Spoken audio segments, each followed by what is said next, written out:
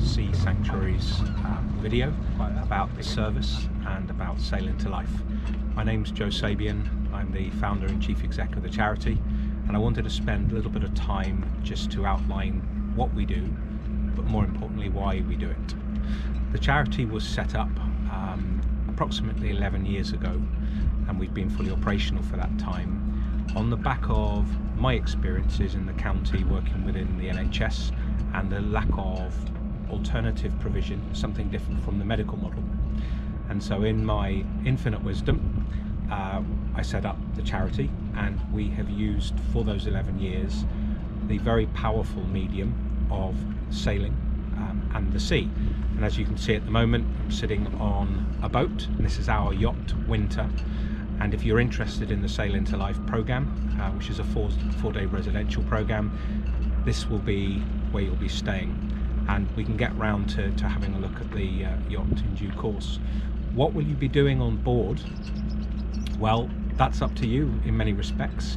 Hopefully you'll be developing friendships, you'll be connecting with people, you'll be having loads of fun. A lot of this is really around the therapeutic program we've put together, and that's something called Sailing to Life. And Sailing to Life is your journey for 4 days, with us helping you to better manage your mental health and well-being afterwards. So a lot of it is focusing on education. Why do we respond the way we do to situations, and how can we respond differently? And some of it will be taken from cognitive behavioural therapy, some of it will be taken from mindfulness. Most importantly, it's interspersed with sailing and having fun. You'll all be cooking together in the galley, you'll all be washing up, most importantly, together in the galley, and you'll be sitting and talking. Now, for some of you, that might be a new experience, particularly people who are isolated. But what we've noticed over these 11 years, Monday morning, sometimes people are anxious, and it is an anxiety-provoking event, even if we're very well and we have that kind of equilibrium balance all in order. For people who are struggling with poor mental health, and maybe that's you, it can be daunting. But rest assured, by the end of the first day, you'll be loving it. By Tuesday, loving it a little bit more. By the third day, you'll be dreading getting off because you're going to be having so much fun. And on the last day, where we celebrate the fact that you've completed the program and that you've enjoyed yourself and you've got new skills of sailing, everybody gets to hold the wheel, which is kind of a powerful metaphor for taking control of life again. So for some of you, perhaps that will be really relevant. Most importantly, after the 4 days, I hope you'll be asking yourself this question, which is, what will I do differently tomorrow? And that's quite an important question to ask ourselves at any time. It's important to stress as well that 11 years ago, when Sea Sanctuary was set up, it was because I have this idea that often modern mental health care is moving in the opposite direction of where it needs to be. And actually we find ourselves time limited in approaches which are normally offered by the statutory services, because often lack of resources. But what we do with Sea Sanctuary is we give people time, we connect with people, which is so important, we connect with the natural environment, which is just as important, and we help people by way of education. So the service is pretty cutting edge, it's incredibly innovative, and we've got a range of other projects and services within the county. What we do is absolutely unique, and it's so much fun. And I think over the course of our 11 years, we've supported a couple of thousand people, many of whom have returned time and time again because they loved it. And some of these people are the ones being sick on a Monday morning. So that says something about sailing.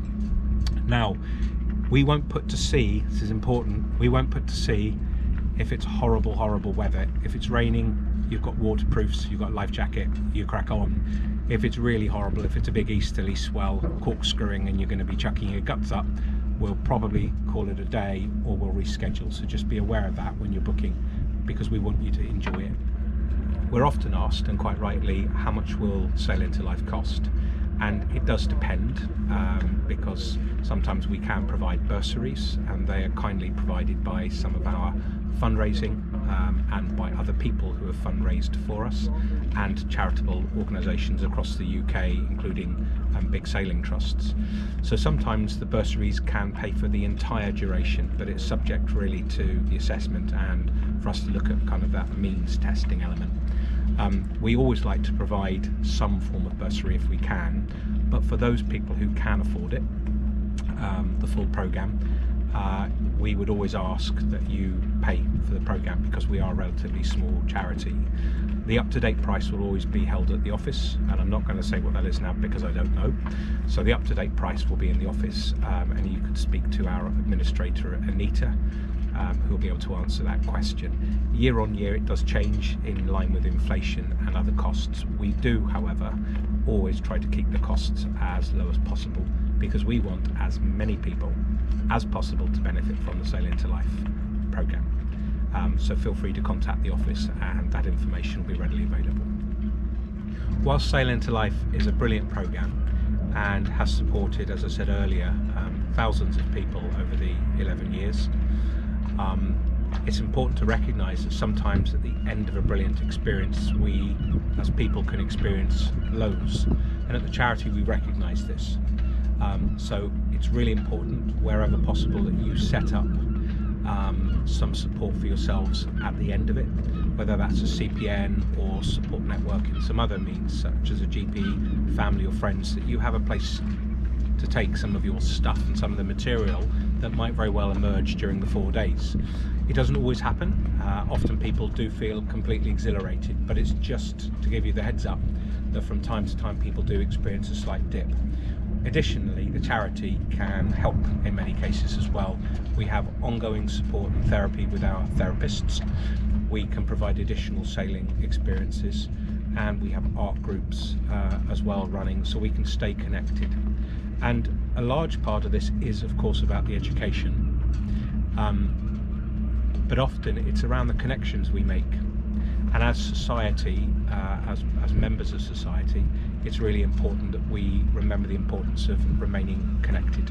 So at the charity we recognise that and we want to help you with that wherever possible. So I'm going to sign off for the minute, but I'm just going to say to you, I do hope you take the next steps of applying and joining the sailing programme, where you'll be assessed first of all just to make sure this is the right programme for you, and give you a brilliant opportunity to meet the staff. We've got a great team here, and I'm just one of many people. So good luck and have lots of fun.